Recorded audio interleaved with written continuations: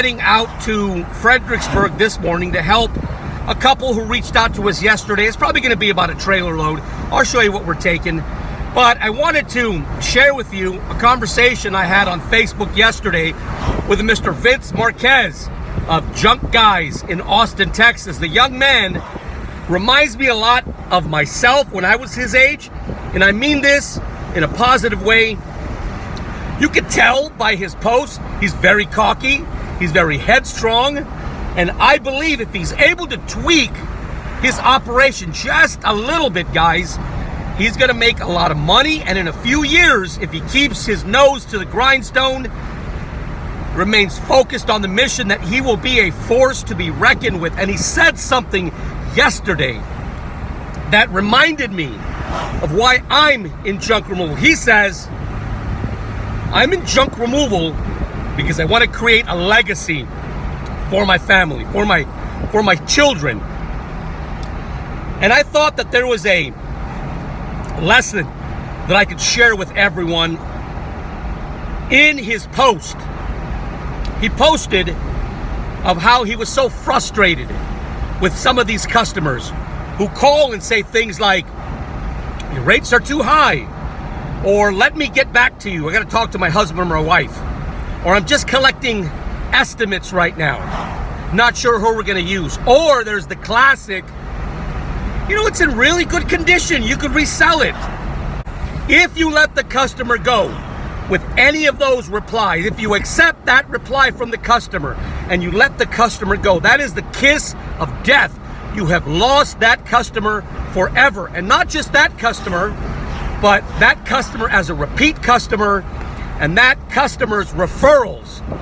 If you're getting calls, but you're not closing very many deals, guys, don't fret.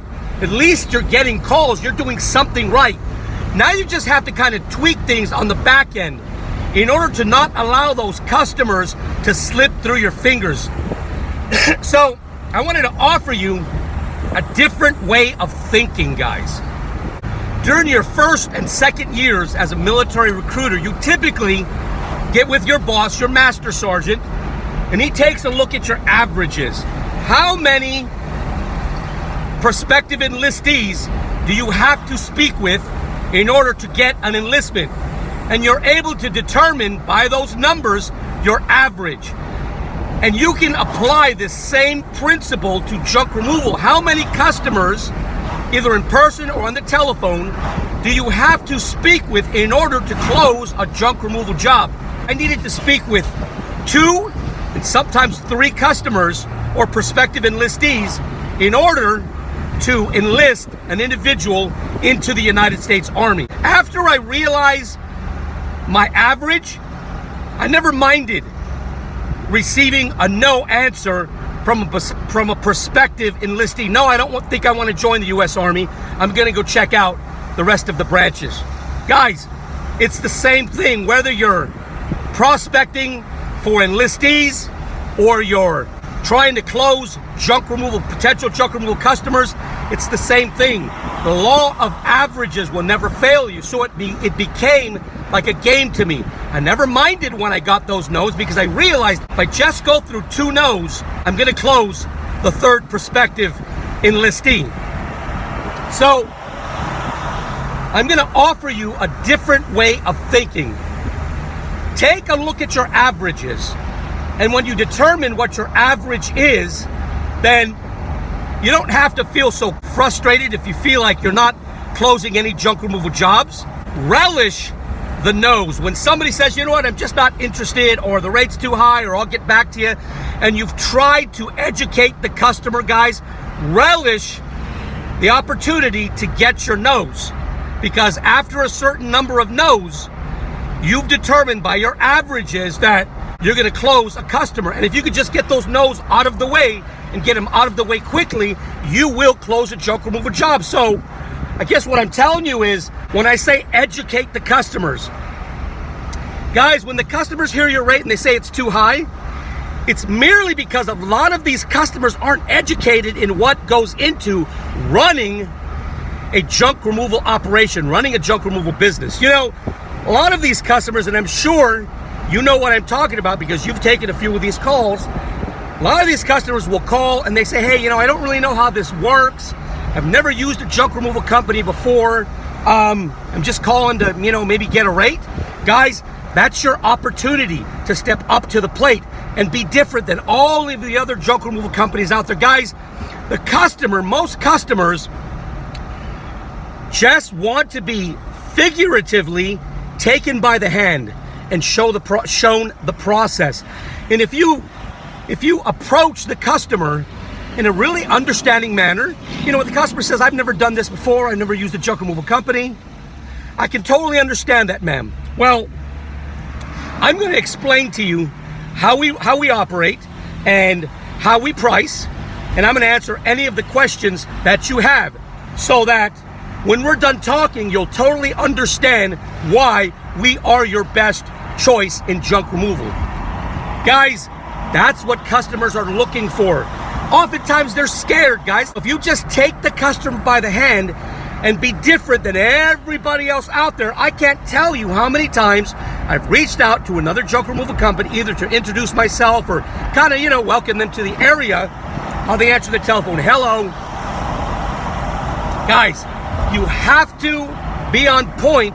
Let the customer know we're a different kind of junk removal company. We're going to explain to you the entire process. From the very first moment I answer, you're going to realize that you made the best call. This is your opportunity to educate the customer. And when the customer is fully educated, you will close more customers. In military recruiting, we had a formal education system, okay? Meaning that every so often, recruiters, new and old alike, had to go through recruiting training in order to keep our edge, in order to continue to hone our skills and be the best military recruiter we could be. In junk removal, we don't have a formal education system. So when you get into junk removal, you either have those customer engagement skills, you're either really good at closing the sale and you're not afraid of people, or quite frankly, you're not. If you're teachable, if you can learn, if you're humble, you can become better. We do not have a formal education system. That doesn't mean you're not going to get any training, but training is going to be up to you. It's going to be up to the resourceful and the cunning junk removal entrepreneur. How do you get your training, guys? You get your training every time a potential junk removal client calls you. Every time you pick up your phone, that's another opportunity to hone your skills and become better. Because in junk removal, guys, there's only going to be a very limited number of obstacles to closing the sale that the potential junk removal client is going to present you. And after you have been through a few hundred prospective junk removal clients, you're going to know how to answer each and every question. You're going to know how to overcome every obstacle to closing the junk removal sale.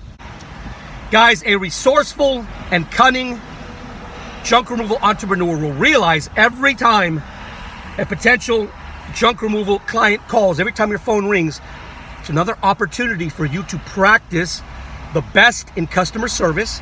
It's another opportunity for you to hone your skills. It's another opportunity for you to take the customer by the hand and show them why you're different, and potentially increase the odds that you'll close the sale, okay? But if you are very quick to disqualify the potential junk removal client, if you're afraid to share with the junk removal client why you're better than everybody else out there, if you allow that customer to slip through your fat little fingers, guys, you're not going to grow, and you will be a has-been before you ever were. If you don't work on your skills and work on your own obstacles, if you don't practice self-development, if you don't close the customer, there is somebody else who will. My advice to you today, guys, is learn your average. And when you learn your average, adopt a new way of thinking. It shouldn't crush you.